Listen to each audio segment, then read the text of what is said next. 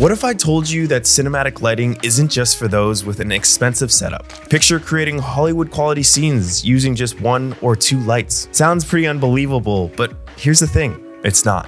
When I first started, I believed you needed a room full of equipment to achieve professional lighting. But after years of testing and experimenting with limited tools especially, I found out one of the most important things I've learned in all of my career. It's all about the technique, but not the amount of gear that you have. Today, I'm gonna share how you can create professional level lighting with just a few basic tools. We'll go over easy to follow setups, creative ways to harness natural light, and practical tips that make your scenes look polished without breaking the bank. And here's where it gets interesting. It's not just about placing a light and hoping for the best. I'll show you how to understand contrast, layering light, and using a few simple tricks that can transform your scene completely. By the end of this video, you'll have the confidence and know how to create professional lighting setups, even with minimal equipment. So let's dive in. Minimal setups are one of my favorite things to talk about because you can achieve so much with just using 1 or 2 lights, or even using just natural lights and knowing how to shape light. A big thing I like to preach is understand exactly what you are trying to shoot. In this first example here, we are looking at a documentary that we recently did for Quaker, and this whole narrative is Kevin running a marathon for his first time, and then he's going through it with his coach and nutritionist, Ava. And this whole narrative is supposed to be very natural. And we're supposed to highlight all these places in the natural light. And to give you even more context, we're shooting with 2 cameras, basically a minimal crew, and we only had minimal time with talent as well as availability of these locations because we are in people's home and using people's time. So we have to be very aware of how much gear we have, very aware of basically everything and trying to minimize everything. In my minimal lighting kit, I'm going to have a few things.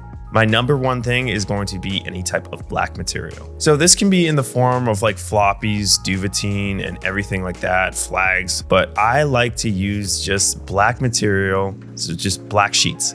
And a lot of the ones that we started with and we still use to these days are these just black sheets. We don't have to get like 20 by 20 duvetine or 4x4 because it's very expensive and it's standardized when it comes to working on bigger sets. And we want to upgrade to that eventually, but we just don't have the money to do that. So we just bought these black sheets off Amazon and they're like 10 by 20 and we'll have the link in the description, but those are our go-to bringing on anything. And then usually I have some sort of diffusion material. So this is usually like a shower curtain, shears, parchment paper, frost, anything like that. And then we can go into lights. I usually have like a point source, which is like a COB light. And then I'll just kind of specify this as a point source. So anything like a 500 to a 60, it really doesn't matter. I at least want 1 point source light, but my go-to for this is going to be a Nanlite 60B plus a projector. And what that does is it allows me to point the light in a specific direction, get some ambient, and really use that as ambient or a bounce, which you'll see in some of these examples. But this could also be like a 600, a 500, it could be anything. So 600, 500, could be even like a 120, anything like that I could just point at any direction and bounce that light. And my last thing in a minimal lighting setup would be some sort of tube light. And it doesn't have to be a Titan tube.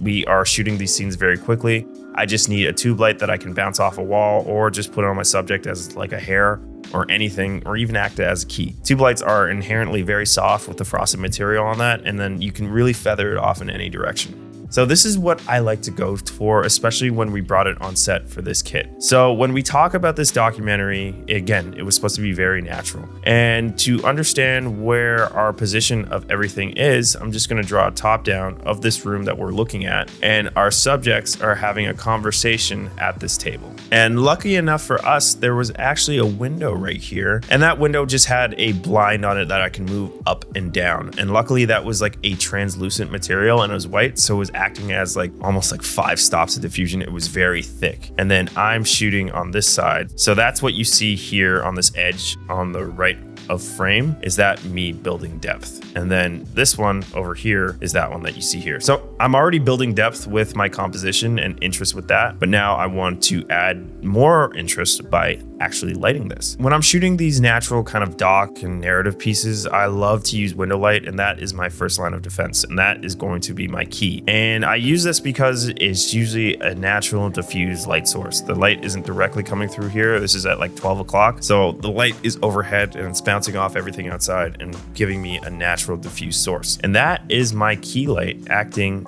right here. And then you can see that brightness and intensity, especially on our subjects here. And then we get that nice edge light on our second subject, as well as going across our back. It's mainly acting as that whole entire key light, as well as giving some edge. But what you'll notice is when you put your subject in front of these windows, that you don't have enough ambient tone. And what I mean by that is that you don't have enough light in your room so you can properly expose for everything, and it doesn't feel super dramatic. This is for Quaker. This isn't a narrative commercial where we're going to be seeing something that's very dramatic. This is supposed to be very light, heartfelt, and airy. And that is the main feeling that we're going for. This is the first time our subject here is writing a marathon, and he's supposed to be inspirational. Not that type of inspirational where it's supposed to be Batman or something like that. And what we had in this kit is we had a Nanlite Forza 500, and this is, I would give them more direction right here, and it's aimed up at the wall and the ceiling at the same time. And this is where all this light is coming from, and really filling out the shadow side of our subject so we have a little bit more fill, and then it's giving a nice edge light, which you can see here. Because the natural sunlight, this would be completely in contrast here, and you wouldn't have this natural edge that's popping him out, as well as this light that's falling off from the table. You can see that it's not more of a top lit source here rather than this hard edge light that's coming in from our sun. And that's exactly what this Forza 500 is doing. And you don't need a 600 or 1200D in this case.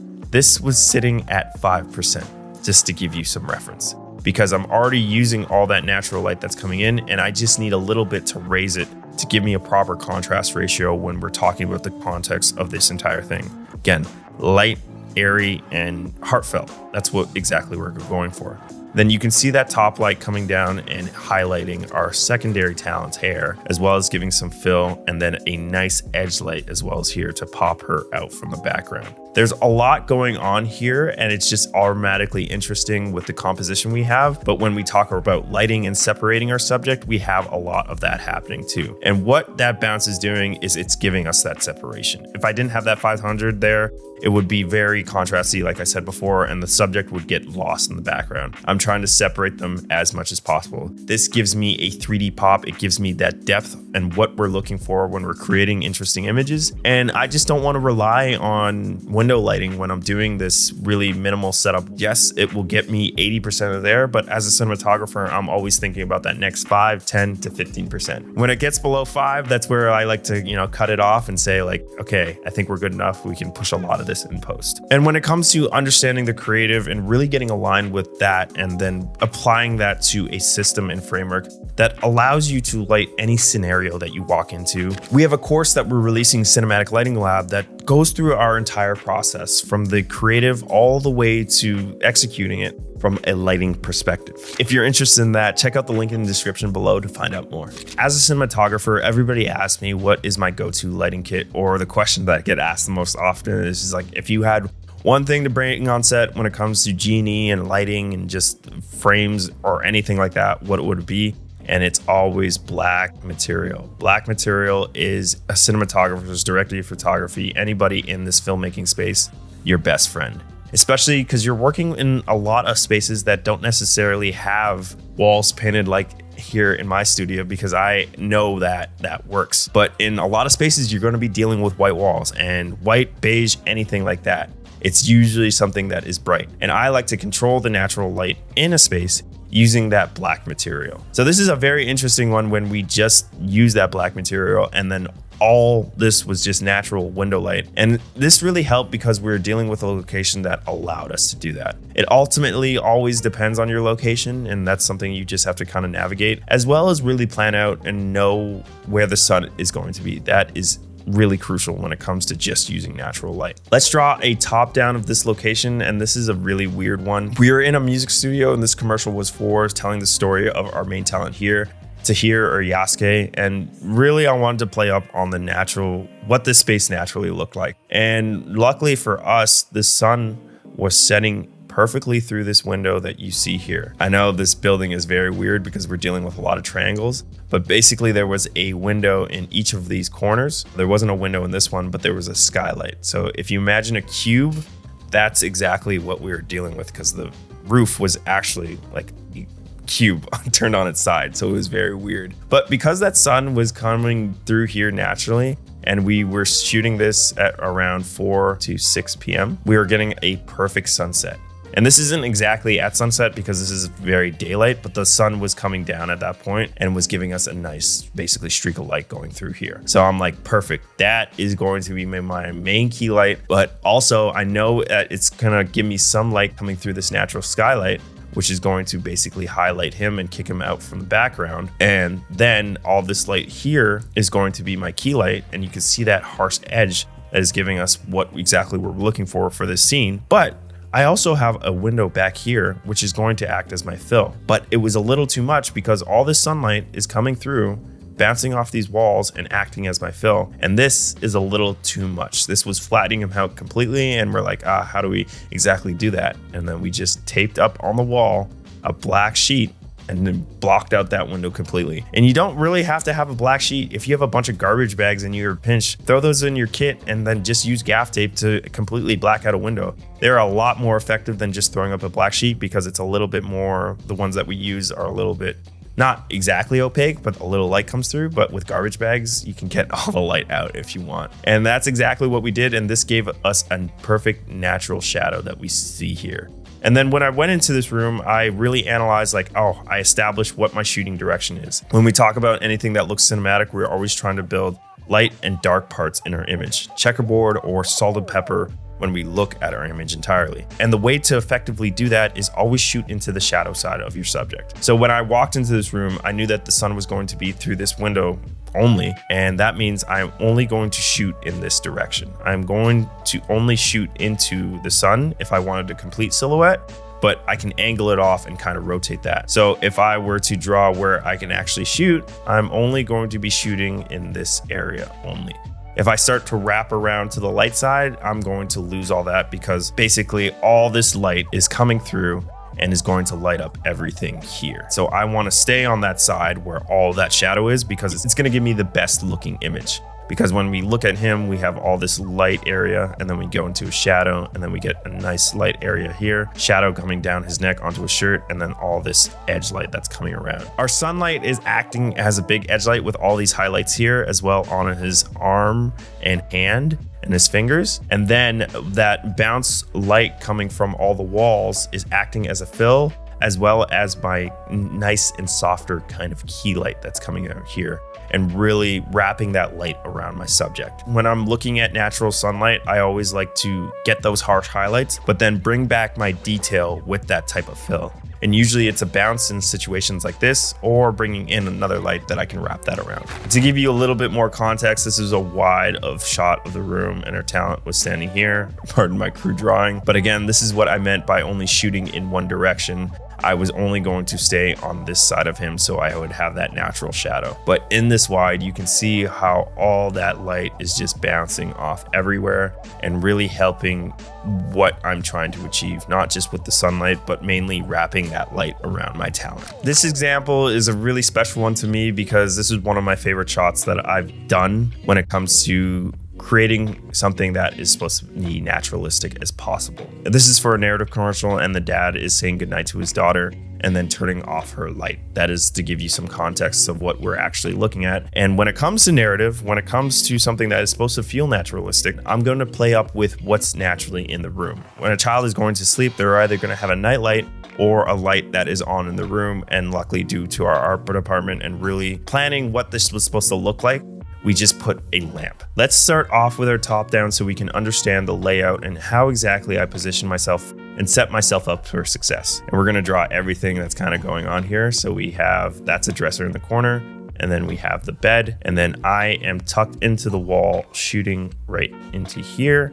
And then I'm just sitting on an Apple box operating the camera. And then when we go back to other shots in the piece, it's obviously that the bed is set up over here. It would be great to have a nightstand here with this lamp, and then that is our primary light source in the room entirely. Because even if we had this on this side and the dad was coming in to say goodnight, I would lose a lot of depth. And then if we played this up on another scenario, like if we had the desk in this corner and then I was shooting in this way, it wouldn't set me up for success. This is what we did in the location scout and the pre-production process, is that yes, we could shoot like this and this would be giving me the most convenient place to set up if I didn't have any time. But I'm like, I need to develop the most depth in my room. And this doesn't give me a lot of depth. This is a short distance. While shooting on the other side gives me a lot of depth and a lot of distance to work with. And something that just looks better when it came to the actor blocking. The dad is walking into this place, stops here, and then turns off the light and says goodnight to his daughter. And it just worked out a lot better there. And this is something that just automatically clicked to me, like, yes, I need to move the bed out so I can get my camera behind there to get as much depth as possible, to help the actor as well as the story, and just make everything as easy as possible. When you enter a room or any scene, don't think about just like, I just need to execute this as easy as possible. If you take that 5 minutes and say, go back to the basics, and what makes an interesting image is depth, layers, and also lighting when we get into it. But mainly just developing depth and really framing up for your composition. This is the first line of defense when it comes to creating something that's cinematic. It's your first tool in your toolkit. So let's go into now analyzing the room and what would look as natural as possible. Again, I'm dealing with this light fixture here and the dad is saying goodnight. So that is going to be my main key source. That is going to light my same main subject here that is laying down on this bed. And that is it. When we go into these commercials that are supposed to feel as natural as possible, you're only going to be probably using 1 or 2 light sources. And that's the most important part. And that lamp source is giving me that natural look that we see here. But one thing that I had to do is consider what happens with the actor blocking. The dad turns off the light and then we go to pitch black. We still need to see something. When anybody sees anything dark or at nighttime, there is this one trick that everybody uses, that is moonlight, that there's moonlight naturally coming in this room from somewhere. I have no absolutely clue. So as soon as that light turned off, I still needed another fixture to really help that and sell this effect. And then we had a Nanlite 60B pointed up at the ceiling off this way because I wanted my light to bounce off and really give this actor a silhouette as well as be on my shadow side. When we talk about shadow side, everything that the camera sees is supposed to be a shadow. And then we can see that all here. That's the shadow I want to be shooting in. So that gave me that natural shadow on that side. And then in addition, I know I had a little MC and that was shooting straight up into the ceiling just to give me a little bit more ambient. And these lights were sitting at like 5%. You didn't need a lot of information in this lamp here because it was shooting through the natural diffusion material of a lampshade and it's pretty heavy. That was sitting at 2700 Kelvin and that was at 50%. And then my other light sources that give you that ambient were at 6000 Kelvin. And then my camera's white balance was at 4400 Kelvin. So this pushes this even more blue. And then this pushes these lights a little bit more warm. And this is the look that we like to go for, especially in our work. And then when we go to the next shot in the sequence with our same diagram still here, this is the corner of the room that we're shooting into. And then you can see that bounce light shot up into the corner, a little bit brighter on this side because it was biased on this wall here. And this is bouncing back into our subject and giving me this nice edge light and giving him a heavy silhouette into his shadow side. I didn't have a key light positioned on the bed or anything like this. I wanted to make it as natural as possible. And then you can see on the other side of the room where we put that MC just up in the room to really lift up this side and give him a nice edge. And again, that's just pointed straight up at a very low percentage, just to give us enough information so we're not entirely crushing the shadows. When you're working with cameras nowadays, you're basically seeing in the dark, so I wasn't really worried about that. I was always pretty exposed with the lights that we had, and I wanted this to look as natural as possible, so I wasn't really concerned with that. My biggest tip when you're doing any of these naturalistic scenes is that you're going to have a minimal setup, and you have to move quick. Usually when we're shooting these projects, we have a minimal lighting kit that I outlined in the beginning. Black materials are gonna be your best friend, and find a light fixture that you absolutely love that can give you a proper light source in any release scenario. And for me, that is going to be a set of small panel lights like the Aperture MCs and a small COB light or point source light like the Nanlite 60B that gives me the versatility of a bicolor light as well as the projector attachment so I could really shape that light, especially when I'm bouncing it. I hope these tips helped for minimal setups and really hope that you can apply these to your cinematography and projects, and I'll see you in the next video.